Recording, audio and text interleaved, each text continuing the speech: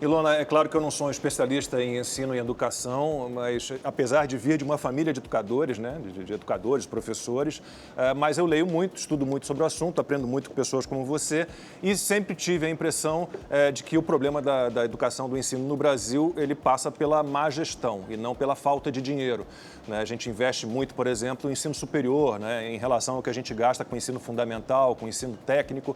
E eu estava esses dias lendo uma reportagem com uma entrevista sua na Gazeta do Povo sobre o novo Fundeb. Eu sempre fui contra, né? E a gente tem visto algumas histórias estranhas, né, do uso do dinheiro do governo federal. A participação do governo federal no novo Fundeb, ela está aumentando, vai aumentar muito, né? E Secretaria Municipal de Educação, por exemplo, de uma cidade de Minas, gastando R$ 1 milhão do novo Fundeb numa construção de uma garagem, por exemplo, para os funcionários da Secretaria Municipal pararem os seus carros, governadores pagando abonos. Acho importante valorizar os professores, mas pagando abonos, 40 mil de abono aos professores, mas revertendo isso politicamente, né, como se aquilo fosse um esforço e um sacrifício pessoal daquele governador. E você fez duras críticas nessa reportagem da Gazeta ao novo Fundeb, né? Eu queria ouvir um pouquinho você sobre essa questão. Falta dinheiro, falta gestão ou faltam os dois? Não, não falta nenhum dos dois. Talvez na gestão falte, porque nós temos mau uso dos recursos, né, Lacombe? Nós temos uma questão muito séria de quando você tem excesso de recurso no setor público, né, onde, infelizmente, tem um certo ninguém é de ninguém, né? O recurso não tem dono, né? Há uma percepção de que o recurso público não teria dono, quando o dono é a população que paga os impostos que geram esses recursos, né?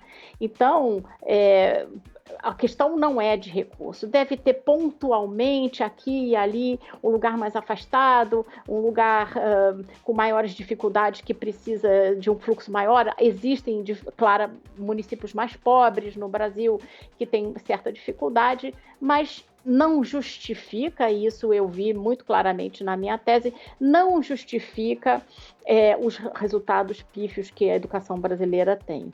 Então, a questão da gestão, há inúmeros instrumentos que os governos, principalmente o governo federal e os governos estaduais, têm à disposição, porque para gerir o recurso público há uma série de instrumentos de controle. O problema é que nem sempre eles são utilizados, né? Porque até que as autoridades percebam, nas autoridades de fiscalização, percebam que houve uma má escolha, né?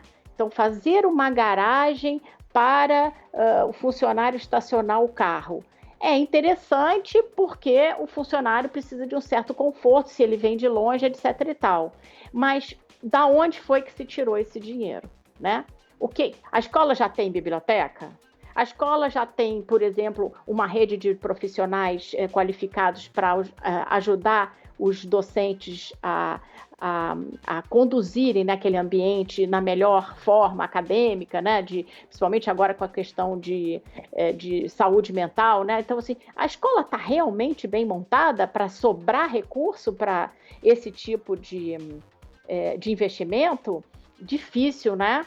Então, assim, você tem que estar com o IDEB muito, muito, muito alto para começar a escolher as firulas, né? Aquelas cerejinhas. O bolo tem que estar muito pronto, muito gostoso, muito arrumadinho para você falar, agora o que eu vou fazer de decoração, né?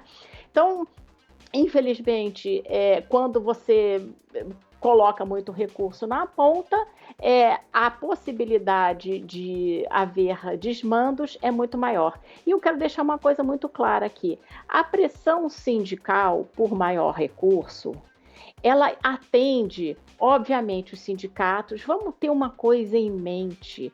O professor, sim, a categoria mais sindicalizada que existe. Então, quando o professor tem um aumento de salário, fatalmente o sindicato vai ganhar mais, né? E aí, quando você tem mais recursos na ponta, quem vende, né, os fornecedores de todo tipo de solução raramente boa, mas em geral meio picareta, também ficam com as suas, digamos assim, glândulas de venda, né, salivando, né?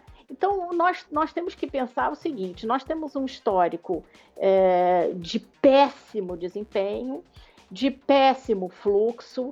Nosso sistema educacional, do ponto de vista dos estados e dos municípios, é muito frágil, é muito ruim, apesar de ter uma exceção aqui e outra exceção ali, mas tem um rendimento muito ruim para aquilo que custa, né? Eu sempre digo, só para concluir, a minha tese de doutorado foi a respeito tentando explicar o que aconteceu no município de Sobral, que, como é sabido, é o município que tem o maior rendimento dos estudantes no Brasil, tanto Sobral e alguns outros municípios do Ceará, e o gasto médio de Sobral é uma média nacional, cerca de R$7 mil por aluno por ano, né? Tem municípios que gastam muito mais por aluno por ano e não chegam aos pés do rendimento dos alunos de Sobral. O que está acontecendo, né? Vamos investigar, vamos perguntar para esses prefeitos, vamos perguntar para os governadores desses municípios, né? onde esses municípios estão, o que está acontecendo, né? Então, recurso não falta não, Lacombe. Falta, não é questão da gestão, estrito senso. Falta, digamos assim, uma certa vergonha na cara na aplicação desses recursos em prol do aprendizado dos alunos.